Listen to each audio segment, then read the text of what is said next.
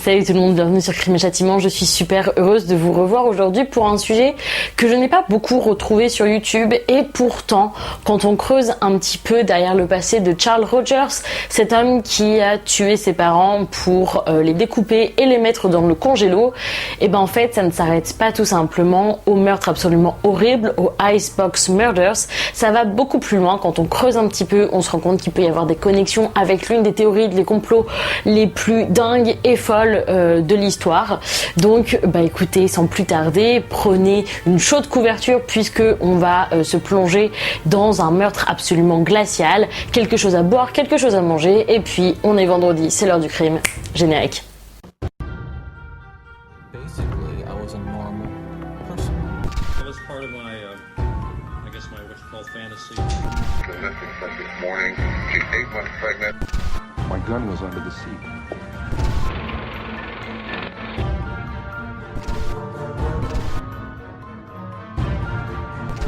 On est le 23 juin 1965 à Houston et on n'a pas trop d'infos sur Fred et Edwina Rogers. On sait qu'au moment des faits, ils ont 81 et 72 ans et bon voilà, on suppose qu'ils sont bien appréciés de leurs voisins en apparence, et là ça va être vraiment souligné 3 fois et en gras.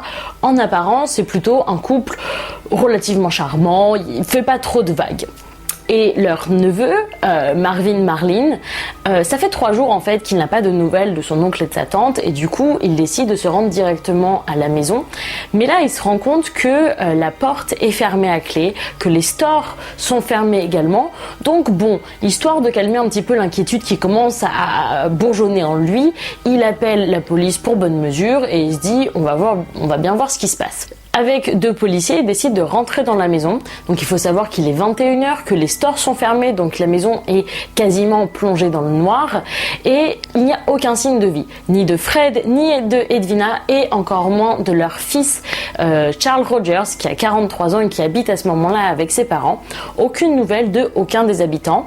La maison est un petit peu en bazar, mais pour Marvin, il n'y a pas de quoi vraiment s'inquiéter parce que son oncle et sa tante ne sont pas les meilleurs gouvernants du monde. Du coup, on ne s'inquiète pas, on continue notre procession. Ce qui est un petit peu plus étrange, en revanche, ça va être le plat moisi qu'on va retrouver sur la table de la cuisine et l'odeur de putréfaction qu'on va sentir du frigo. Donc, un policier décide d'ouvrir le frigo et là, sur chaque étage, il y a des monticules de viande qu'il estime être de viande de porc, non emballée, voilà, qui s'empilent un petit peu comme ça sur les étagères. Mais avant de refermer la porte, il décide quand même de tirer le bac à légumes pour voir quand même ce qu'il y a dedans. Et là, horreur et damnation, ce n'était absolument pas de la viande de porc, puisqu'on va retrouver dans ce fameux bac à légumes les têtes découpées de Fred et Edwina George. Et en fait, toute la viande qu'on va retrouver stockée à l'intérieur du frigo n'est nul autre que les membres du corps des 2 parents. Donc maintenant que je vous ai bien en haleine, on va pas tout de suite s'intéresser au meurtre, on va d'abord s'intéresser plutôt aux différents protagonistes de l'histoire. Donc comme je vous l'ai dit, sur Fred et Edwina Rogers, on n'a pas trop d'informations, mais on en a quand même beaucoup plus sur Charles Rogers, leur fils unique qui avait 43 ans au moment des faits. Donc Charles, il est parti étudier à l'université de Houston, où il a eu l'équivalent un petit peu d'un baccalauréat en sciences et physique nucléaire, et il a également servi en tant que pilote durant la Seconde Guerre mondiale, et il a également fait partie de l'ONI, l'Office of Naval Intelligence, donc qui est le service de renseignement de la marine américaine et qui fait également office de l'un des plus vieux membres et composants, on va dire, de tout le groupe de renseignement des États-Unis. Et une fois du retour au pays, il est devenu sismologue et il a travaillé pour l'entreprise Shell Oil pendant 9 ans avant de démissionner sans aucune raison valable en 1957. Donc voilà, il a pris ses affaires sans même donner la moindre justification, même pas à ses parents. Alors vous vous en doutez sans doute, parce qu'avec un CV pareil, ça paraît plus qu'évident. Charles était quelqu'un de super intelligent, il parlait 7 langues, et ses associés et anciens collègues disaient même qu'il avait une sorte de certain talent pour trouver du gaz, du pétrole ou même encore de l'or pour ses employeurs. Et son petit hobby à côté, c'était la radio amateur, en fait le fait de communiquer avec des personnes par le biais de fréquences radioélectriques sans usage commercial. Du coup, revenons-en au meurtre, parce que c'est quand même le sujet principal de la vidéo. Donc on a retrouvé les corps découpés dans le frigo. Et en fait, je viens de me rendre compte qu'avec l'épisode de la semaine dernière sur Takahiro Shiraishi, qui avait justement lui aussi stocké ses victimes dans des petits congélos, on aime bien en ce moment, on est un peu sur la même thématique. Je vous promets, je vais essayer de changer quand même de sujet pour la semaine prochaine. Du coup, on a retrouvé donc le corps et ils avaient été vidés de leurs organes. Et les organes, on les avait retrouvés dans des égouts voisins. En fait, ils avaient été coupés ou broyés au mixeur avant d'être jetés dans les toilettes. La police avait déterminé qu'ils étaient morts le 20 juin, donc 3 jours plus avant la découverte. Et le 20 juin, c'est la fête des pères aux États-Unis, donc très sympa comme cadeau. Pour Fred, il avait été battu à mort et il était mort à cause des coups qu'on lui avait donnés à la tête avec un marteau. Ses yeux avaient été également arrachés et ses parties génitales avaient été découpées, mais on n'a pas réussi à savoir si ça avait été fait post-mortem ou non. Concernant Edwina, elle aussi, elle avait été battue à mort, mais là, ça s'apparentait plus à des coups de pied ou des coups de poing, et elle avait été exécutée elle aussi.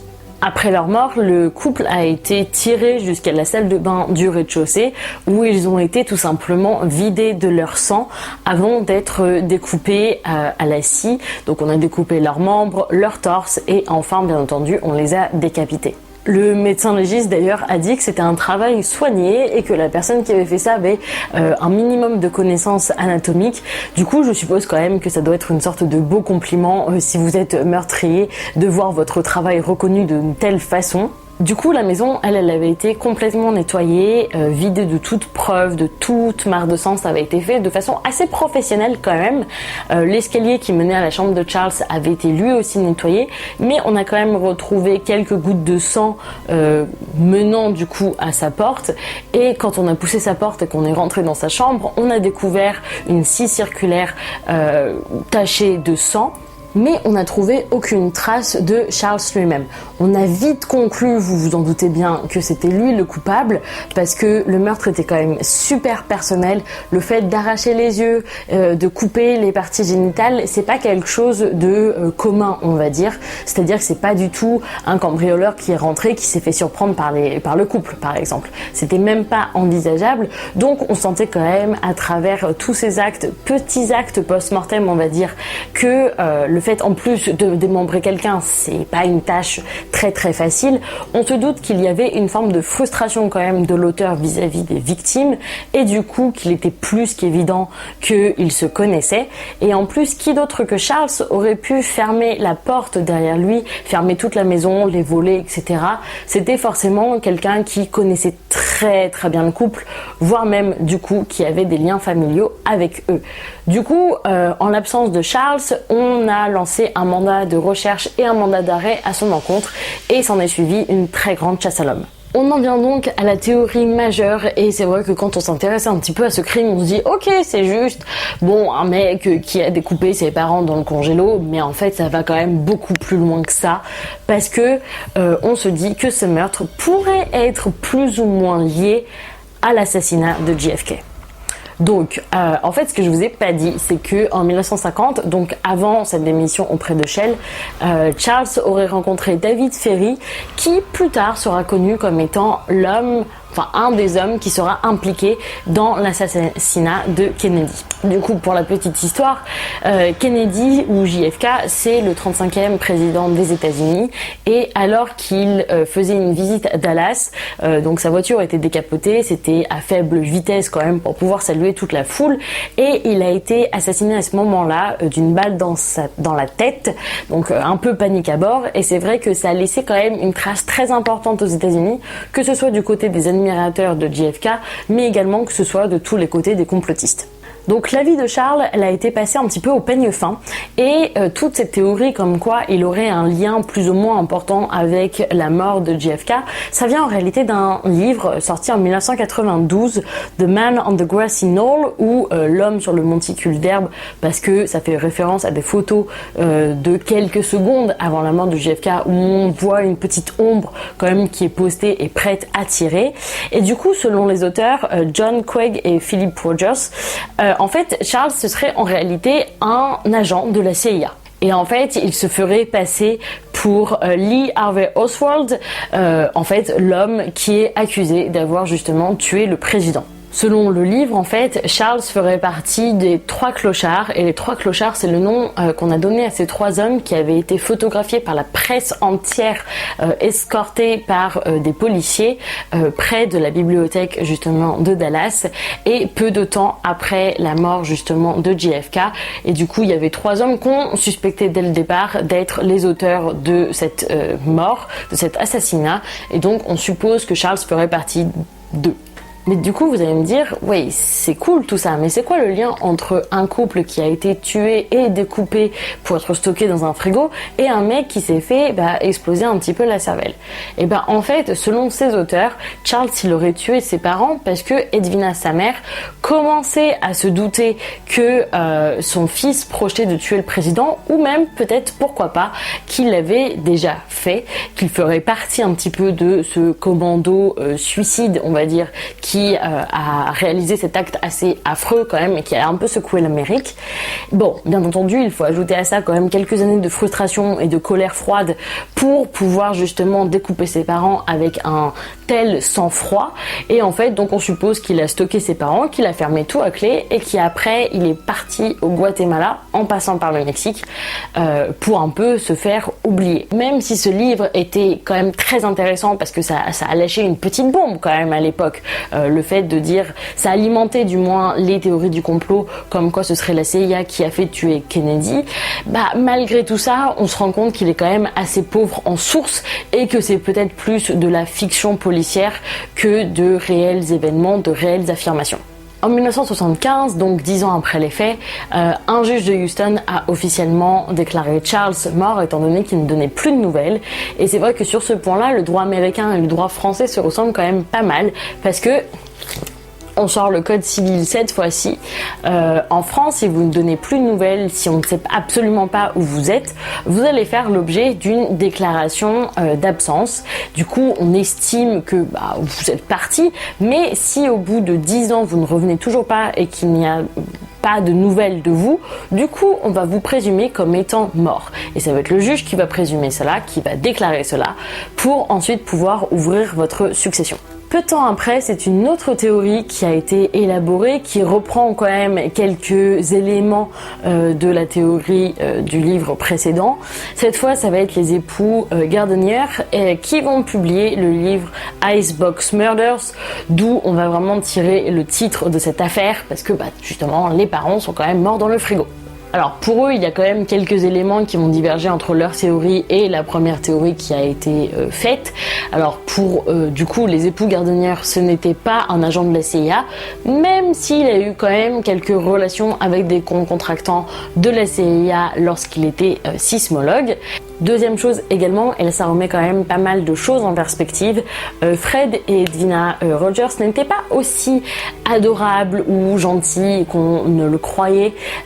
C'est pour ça qu'au début de la vidéo j'ai bien dit en apparence sympa, parce qu'en fait on suppose qu'il maltraitait quand même Charles, que Fred était un époux violent, un père violent, qu'il avait abusé sexuellement de son fils mais à maintes reprises dans son enfance, que ces abus avaient même peut-être continué jusqu'à l'âge adulte et qu'en fait c'était des sortes de escrocs sournois selon les auteurs, étant donné qu'ils avaient même volé des sommes d'argent relativement importante à leur fils.